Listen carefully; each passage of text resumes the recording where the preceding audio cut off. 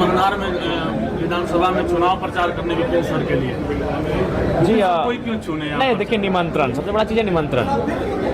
और चूँकि वो हमने देखा है कि हम लोग भी वो भी इसी प्रकार से सिस्टम एक बागी तेवर के साथ यहाँ तक आए हैं, तो बागी लोग हमें पसंद आते हैं। चूँकि आज बगावत की बहुत आवश्यकता है, और अब देख सकते हैं कि ये बगावत की तस्वीरें ही कि हमारे पड़ोसी मुल्कों में क्या घटित हुआ, वहाँ के मंत्रियों के साथ, प्रधानमंत्रियों के साथ, राष्ट्रपति के साथ क्या घटना घटी, ये बगावती तेवरों के कारण ही है। तो मुझे बागी लोग थोड़ा पसंद है, इसलिए मैं उनके इस कार्यक्रम में जा रहा हूँ। बिहार को लेकर के आप पहले बहुत स्टेटमेंट नहीं, स्टेटमेंट मेरा आज भी वही है।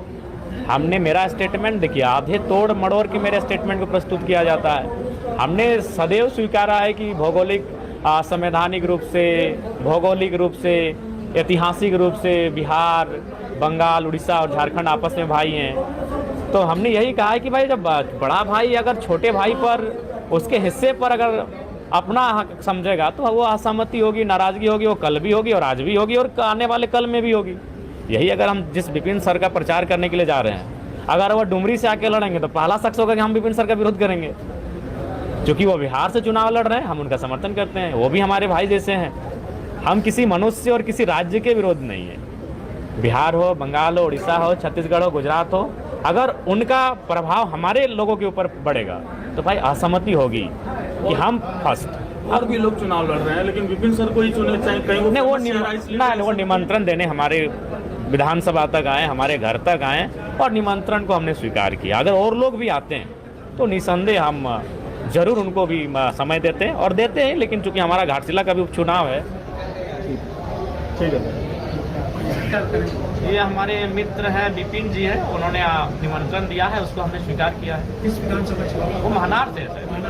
एक सवाल आ रहा है, जो पहाड़ों का जो माइनिंग किया जा रहा है, अभी कल आपका वीडियो अभी कोई दुर्भाग्यपूर्ण स्थिति है कि अब पहाड़ भी नहीं बचेंगे तो काहे का झारखंड का मतलब ये जल, जमीन, जंगल, और हम देख रहे हैं कि पहाड़ों को काटकर माइनिंग का खेल हो रहा है। यानी इतने धड़ल्ले से अगर माफिया जगत हावी रहेगा तो फिर बड़ा विचित्र हमें लग रहा है। आज आवश्यकता, इसलिए मैंने कहा आज देश को आवश्यकता है कई सरदार पटेलों की। अनिल कुमार जी कहते थे अपनी एक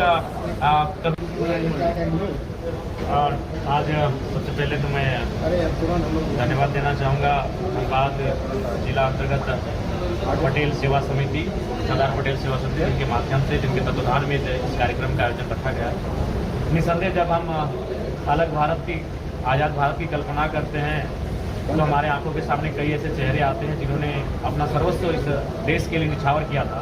लेकिन जब सरदार पटेल की बात आती है तो हम उस भारत को पाते हैं जो आज भारत हमारे सामने है। अगर आज सरदार पटेल ना होते, सरदार पटेल अगर भूमिका ना निभाए होते तो शायद हमें असम जाने के लिए, नागालैंड जाने के लिए, उड़ीसा जाने के लिए, हैदराबाद जाने के लिए हमें वीज़ा देना पड़ता। तो आज जिस भारत की तस्वीर हम देख पा रहे हैं, जिस भारत को हम अखंड कह पा रहे हैं, जिस भारत को हम एक रूप में, एक सूत्र में बंधे हुए देख पा रहे हैं, जिसमें बिना किसी विवाद के, बिना किसी शक संदेह के, अगर सबसे बड़ा योगदान किन्हीं का है तो देश के महान रत्न लौह पुरुष सरदार वल्लभ भाई पटेल का है। उनके कारण आज देश हमारा अखंड भारत जो कि हम नक्शे में हमें है, वो सरदार पटेल की भूमिका के कारण ही है।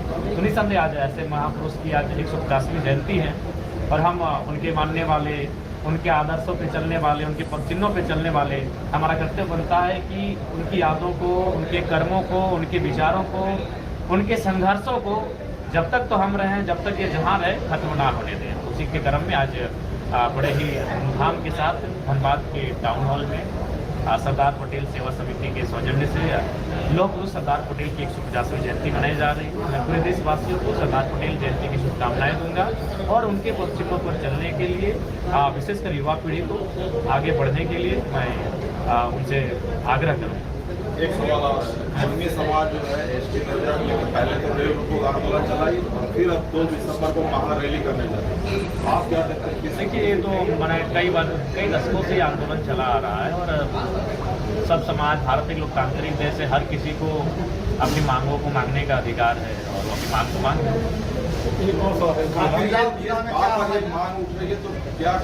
देखिए, इसका निष्कर्ष तो भाई भारत की संसद के पास है, भारत की राष्ट्रपति के पास है, राज्य की रिपोर्ट के पास है। तो इनको सही करना राज्य की व्यवस्थाओं को है, देश की व्यवस्थाओं को है। एक तरफ से दूसरा पद जो है इसका विरोध भी करती है।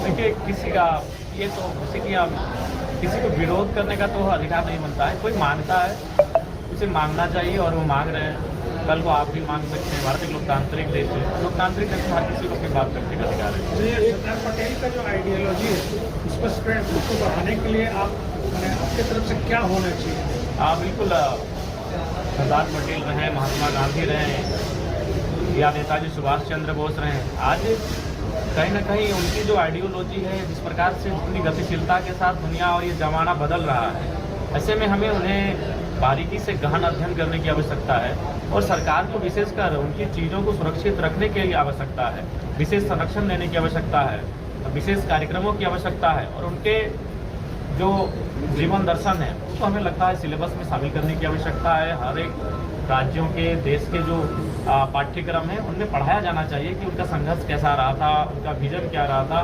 क्योंकि आज की जो युवा पीढ़ी है कहीं ना कहीं जिस प्रकार से हम लोग इंटरनेट की दुनिया में खो रहे हैं, हमें लगता है कि बिल्कुल भटकाव महसूस हो रहा है। उस भटकाव से ठहराव के लिए हमें आवश्यकता है उन महापुरुषों को अध्ययन करने की। घाटशिला चुनाव हो रहा है, उसमें देखा जा रहा है पार्टी कार्यालय पे हमला हो जा रहा है। देखिए, ये तो आश्चर्यजनक हमें भी लग रहा है पत्रकार बंधुओं कि घाटशिला चुनाव में सब लोग जेल कैंप को ही टारगेट क्यों कर रहे हैं। कुछ दिन पहले हम भी एक स्कॉर्पियो के छत पे प्रचार किए तो उस पर उपायुक्त महोदय का नोटिस आता है, तो हमें समझ में नहीं आया कि उपायुक्त महोदय उसी जगह से ट्रेनिंग लेकर आए हैं जहां से बाकी उपायुक्त ट्रेनिंग लेकर आए हैं, या फिर वो अलग जगह से ट्रेनिंग लेकर आए हैं। अगर उसी जगह से ट्रेनिंग लेकर आए हैं तो कल्पना सोरेन जी भी छत पे चढ़ी थी, हेमंत सोरेन जी भी गाड़ी के छत पे चढ़े थे। और अभी बिहार में चुनाव हो रहा है, नरेंद्र मोदी जी, राहुल गांधी जी, तेजस्वी यादव जी, नीतीश कुमार जी समेत सभी लोग बोर्नेट पे चढ़ रहे हैं, खुली जीप पे चढ़ रहे हैं और अपनी जनता का अभिवादन कर रहे हैं। लेकिन ये नोटिस केवल जेल कैंप को जारी किया, बड़ा हास्यपद है।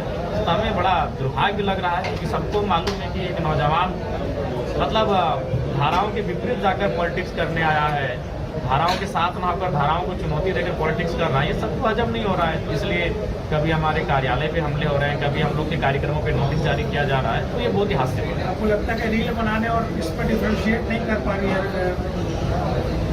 रील बनाना और ये कदम डिफ्रेंशिएट नहीं कर पा रहा है एडमिनिस्ट्रेशन? देखिए, एडमिनिस्ट्रेशन को समझना चाहिए, विशेषकर कि भाई अगर ये उल्लंघन है, ठीक है, मैं कह रहा हूँ कि हमने नहीं रील बनाने के बाद ही मंत्री के पुत्र के रील बनाने के बाद ही हाँ बिल्कुल, हमारा वही कहना है कि अगर ये चीज़ें उल्लंघन है तो हर किसी को नोटिस जारी करना चाहिए, या फिर आप कोई आपको मतलब जब आपको कोई वीडियो फुटेज उपलब्ध कराता है तब आपकी नींद खुलती है, वो सीधा गाइडलाइन होना चाहिए। आपकी प्रशासन वहाँ मौजूद थी, आपके अनुमंडल पदाधिकारी वहाँ मौजूद थे, कई क्षेत्रों के आपके डीएसपी वहाँ मौजूद थे, तो उनका भी जवाब नहीं बनता है। तो इससे ये चीज़ें स्पष्ट होती है कि इनको आप ये भी काम तभी करेंगे जब आप उनको याद दिलाएंगे। पिन पॉइंट तो आ जाना। अच्छा, बिहार का विरोध करते टाइम ऐसा नहीं, गलत बात है। देखिए, मैं आज़ादगी तब है जब हमारा हिस्सा कम पड़ जाता है, हमारे हिस्से में हमारे बड़े भाई दखल करते, तब हमारी नाराजगी होती है, हमारी असहमति है, ये नाराजगी है और ये आजीवन रहेगी। जब जब बड़ा भाई छोटा भाई में संघर्ष होगा और छोटा भाई को ऐसा महसूस होगा कि उसके हिस्से की रोटी बड़ा भाई खा रहा है, तो तब असहमति और नाराजगी होगी। हमने स्पष्ट कहा है कि भाई बिहार में हम जो उनके साथ जाएंगे तो उनका मेहमान नवाजी करेंगे, वो हमारे पास आएंगे तो हम उनकी मेहमान नवाजी करेंगे। चुनाव प्रचार करेंगे। ये हमारे मित्र हैं, विपिन जी है, उन्होंने निमंत्रण दिया है, उसको हमने स्वीकार किया है। किस विधानसभा चुनाव? वो महनार से है। एक सवाल आ रहा है, जो पहाड़ों का जो माइनिंग किया जा रहा है, आपका वीडियो बिल्कुल ये दुर्भाग्यपूर्ण स्थिति है कि अब पहाड़ भी नहीं बचेंगे तो काहे का झारखंड का मतलब ये जल जमीन जंगल, और हम देख रहे हैं कि पहाड़ों को काटकर माइनिंग का खेल हो रहा है। यानी इतने धड़ल्ले से अगर माफिया जगत हावी रहेगा तो फिर बड़ा विचित्र हमें लग रहा है। आज आवश्यकता, इसलिए मैंने कहा आज देश को आवश्यकता है कई सरदार पटेलों की। हरिओम कुमार जी कहते थे अपनी एक कविता में कि राम जाने देश को लगी है कौन सी नजर, एक दिन ऐसा नहीं मिले नहीं बुरी खबर, जो देश की एकता बचा सके जुनून में, राष्ट्र की एकता हो बूंद बूंद खून में, ऐसे देशभक्त का अटूट प्रकाश चाहिए। आज देश को फिर से पटेल या सुभाष चाहिए, आज देश को पटेल या सुभाष चाहिए। लेकिन आज माफियाओं से निपटना है तब तो सरदार पटेल की तरह निपटना हो। जैसे उस समय वो जो लोग देश के खिलाफ थे, जो देश को तोड़ने के पक्ष में थे, सरदार पटेल ने उनको अच्छा सबक सिखाया था तो समझना चाहिए ना। बिल्कुल ये बड़ा दुर्भाग्यपूर्ण है। मैंने कल खनन पदाधिकारी से बात की कि भाई ये तो हास्यास्पद है कि आप मैंने पहाड़ों को लोग खनन का काम कर रहे हैं, पहाड़ों को दिया गया कैसे लीजिए, तो उनको आश्चर्यजनक लग रहा है। तो कहीं ना कहीं इसमें प्रशासन की मिलीभगत है। प्रशासन को सोचना चाहिए कि इतना भी मतलब माफियाओं के सामने उनको इतना भी नतमस्तक नहीं होना चाहिए। उनका अपना एक दायरा होता है, अपनी शक्तियाँ होती हैं, वो जिला प्रशासन है, उनको सोचना चाहिए इस पर। Thank you. धन्यवाद।